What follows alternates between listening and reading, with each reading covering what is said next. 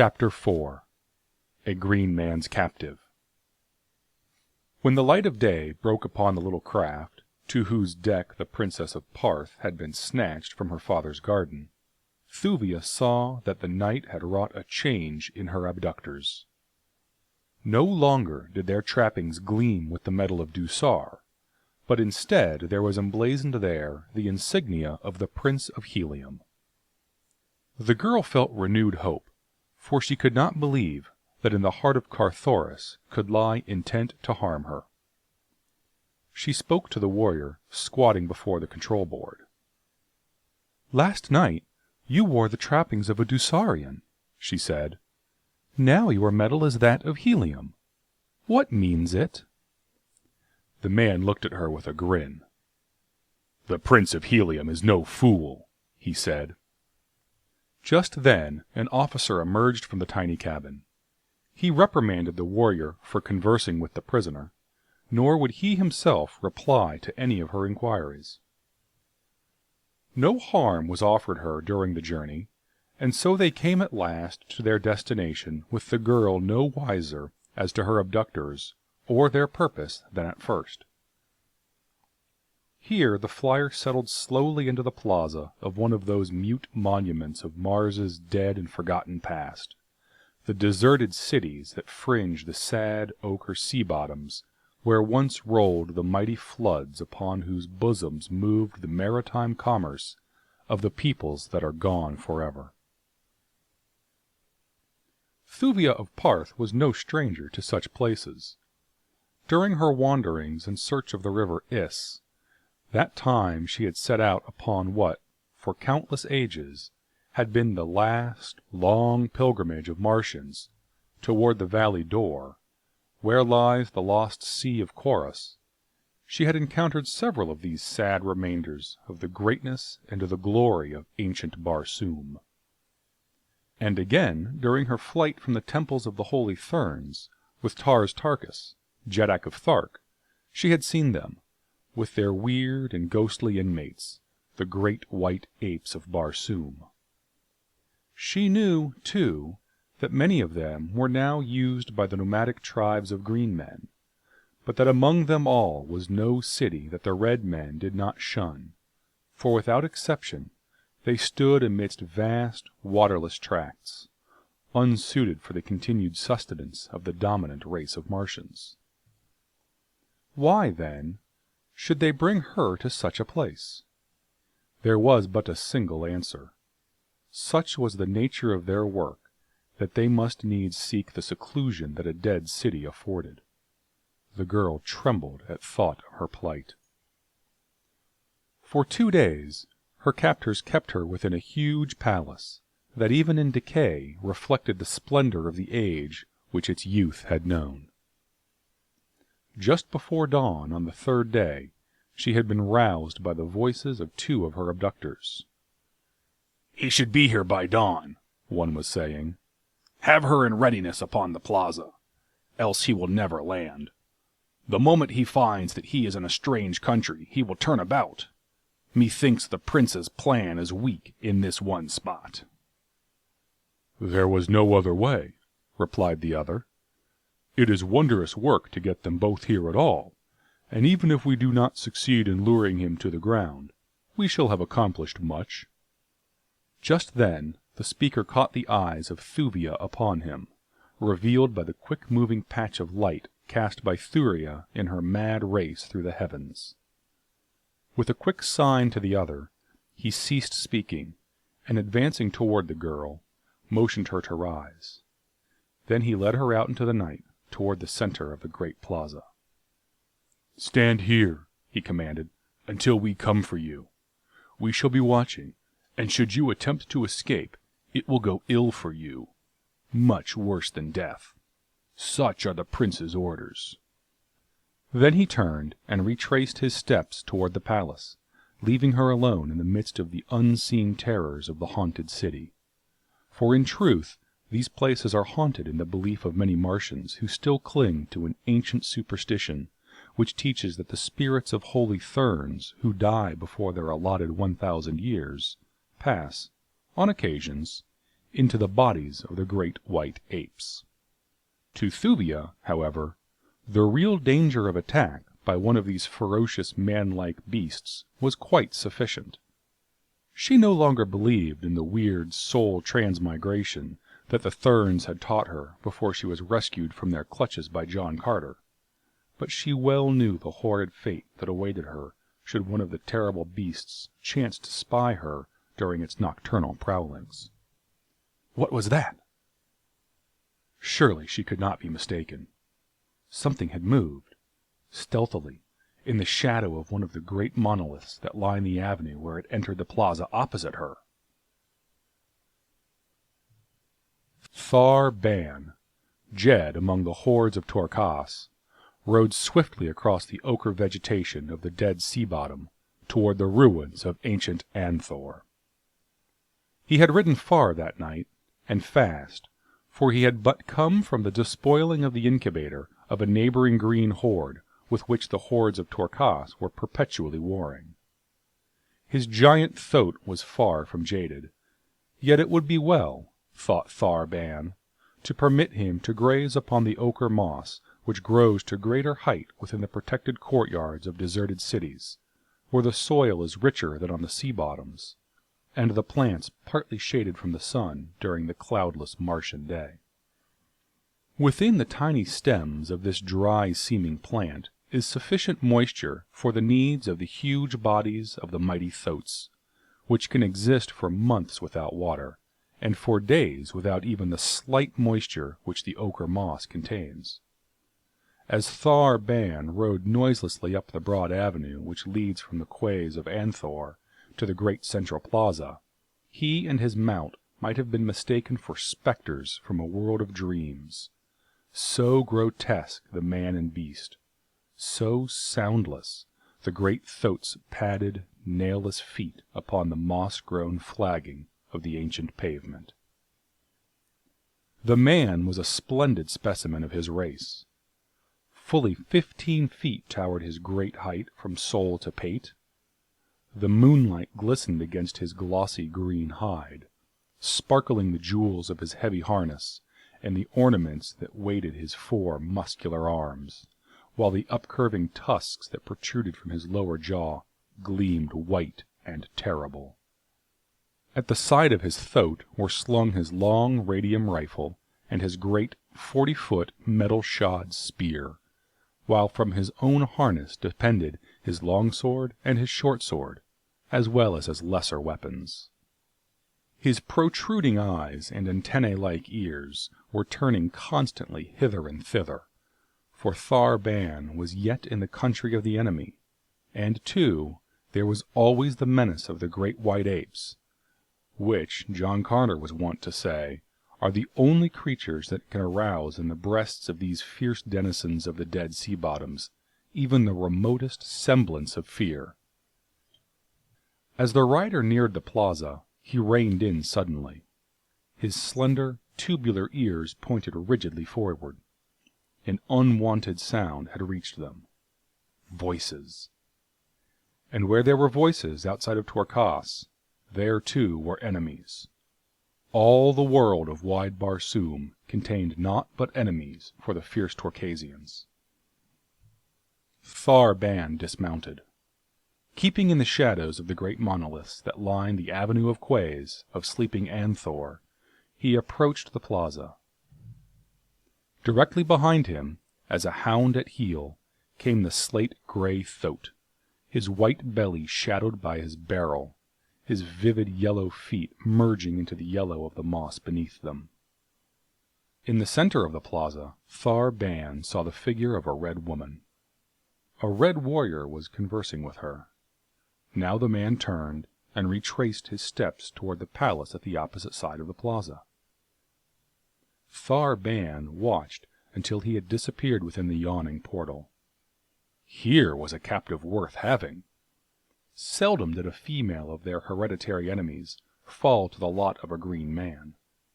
Thar Ban licked his thin lips.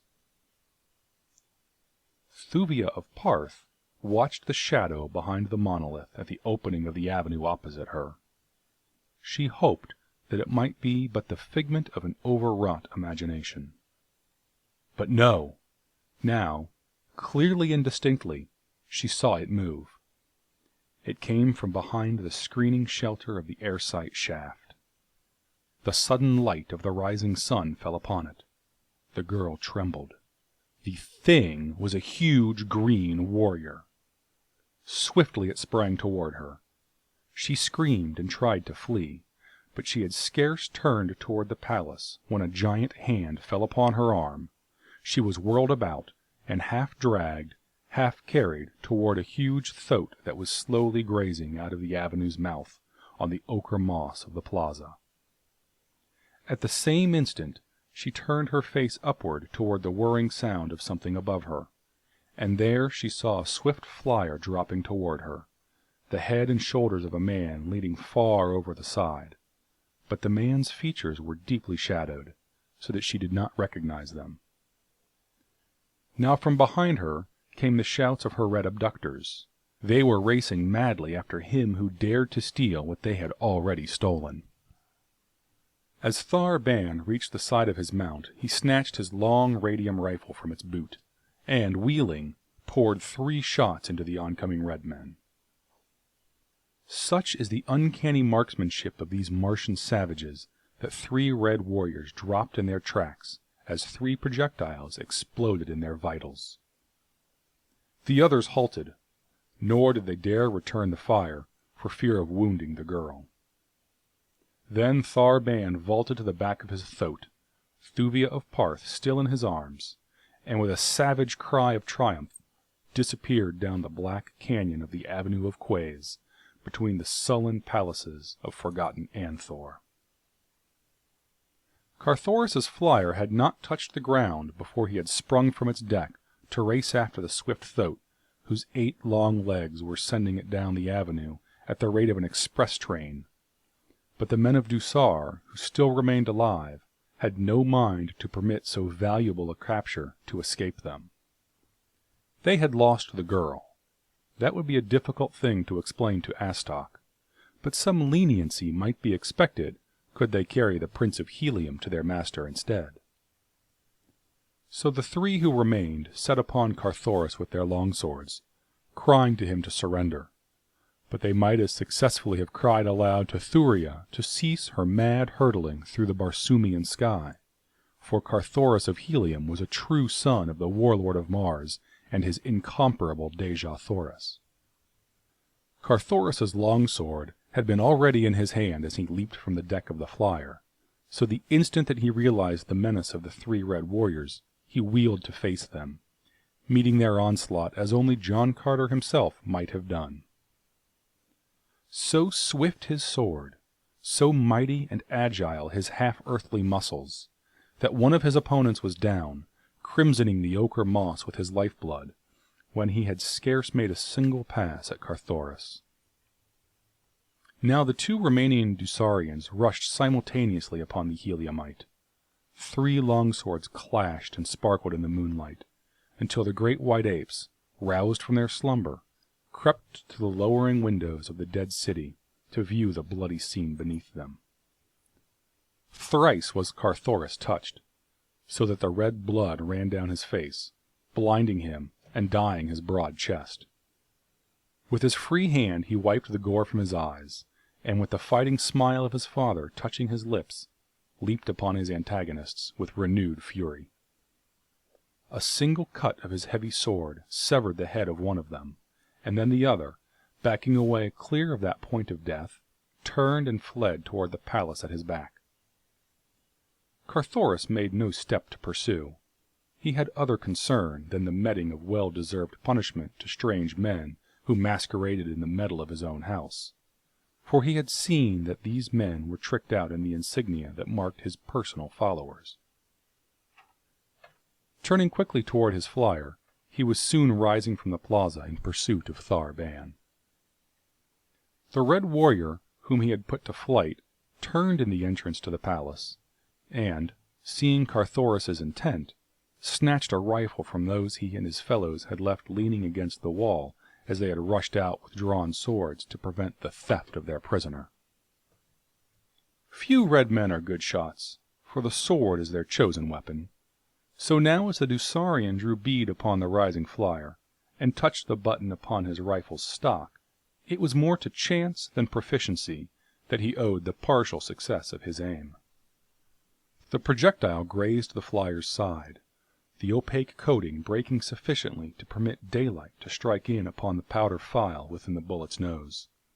There was a sharp explosion. Carthoris felt his craft reel drunkenly beneath him, and the engine stopped. The momentum the airboat had gained carried her on over the city toward the sea bottom beyond. The red warrior in the plaza fired several more shots, none of which scored. Then a lofty minaret shut the drifting quarry from his view. In the distance before him, Carthoris could see the green warrior bearing Thuvia of Ptarth away upon his mighty thoat.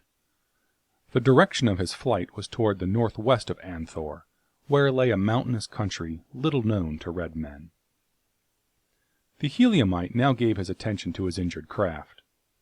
A close examination revealed the fact that one of the buoyancy tanks had been punctured, but the engine itself was uninjured. A splinter from the projectile had damaged one of the control levers beyond the possibility of repair outside a machine shop, but after considerable tinkering, Carthoris was able to propel his wounded flyer at low speed, a rate which could not approach the rapid gait of the thoat, whose 8 long, powerful legs carried it over the ochre vegetation of the dead sea bottom at terrific speed. The Prince of Helium chafed and fretted at the slowness of his pursuit, yet was he thankful that the damage was no worse, for now he could at least move more rapidly than on foot.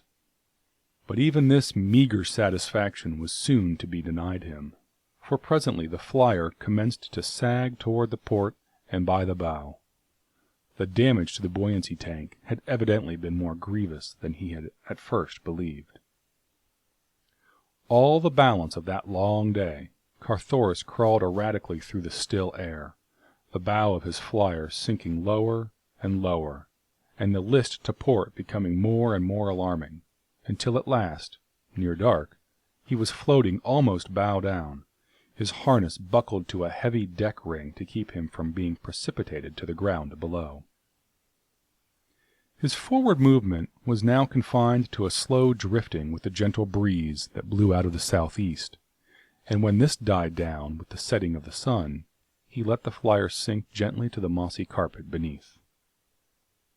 Far before him loomed the mountains, toward which the green man had been fleeing, when last he had seen him, and with dogged resolution the son of John Carter, endowed with the indomitable will of his mighty sire, took up the pursuit on foot. All that night he forged ahead, until, with the dawning of a new day, he entered the low foothills that guard the approach to the fastness of the mountains of Torkas. Rugged, granitic walls towered before him. Nowhere could he discern an opening through the formidable barrier, yet somewhere into this inhospitable world of stone the green warrior had borne the woman of the red man's heart's desire. Across the yielding moss of the sea bottom there had been no spoor to follow, for the soft pads of the thoat but pressed down in his swift passage the resilient vegetation, which sprang back up again beneath his fleeting feet, leaving no sign. But here in the hills, where loose rock occasionally strewed the way, where black loam and wildflowers partially replaced the somber monotony of the waste places of the lowlands, Carthoris hoped to find some sign that would lead him in the right direction. Yet, search as he would, the baffling mystery of the trail seemed likely to remain forever unsolved. It was drawing toward the day's close once more when the keen eyes of the Heliumite discerned the tawny yellow of a sleek hide moving among the boulders several hundred yards to his left. Crouching quickly behind a large rock, Carthoris watched the thing before him. It was a huge banth, one of those savage Barsoomian lions that roam the desolate hills of the dying planet. The creature's nose was close to the ground. It was evident that he was following the spoor of meat by scent. As Carthoris watched him, a great hope leaped into the man's heart. Here, possibly, might lie the solution to the mystery he had been endeavoring to solve. This hungry carnivore, keen always for the flesh of man, might even now be trailing the two whom Carthoris sought. Cautiously, the youth crept out upon the trail of the man-eater. Along the foot of the perpendicular cliff the creature moved, sniffing at the invisible spoor, and now and then emitting the low moan of the hunting banth. Carthoris had followed the creature for but a few minutes, when it disappeared as suddenly and mysteriously as though dissolved into thin air. The man leaped to his feet. Not again was he to be cheated as the man had cheated him. He sprang forward at a reckless pace to the spot at which he had last seen the great, skulking brute. Before him loomed the sheer cliff, its face unbroken by any aperture into which the huge banth might have wormed its great carcass. Beside him was a small, flat boulder, not larger than the deck of a 10-man flyer, nor standing to a greater height than twice his own stature. Perhaps the banth was in hiding behind this? The brute might have discovered the man upon his trail, and even now be lying in wait for his easy prey. Cautiously, with drawn longsword, Carthoris crept around the corner of the rock. There was no banth there, but something which surprised him infinitely more than would the presence of 20 banths. Before him yawned the mouth of a dark cave leading downward into the ground. Through this the banth must have disappeared. Was it his lair?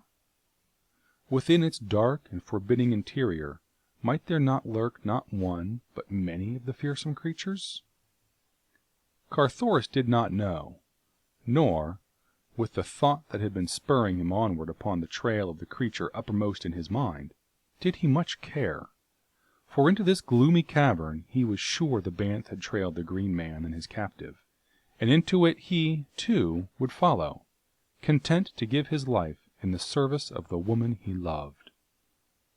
Not an instant did he hesitate, nor yet did he advance rashly, but with ready sword and cautious steps, for the way was dark, he stole on.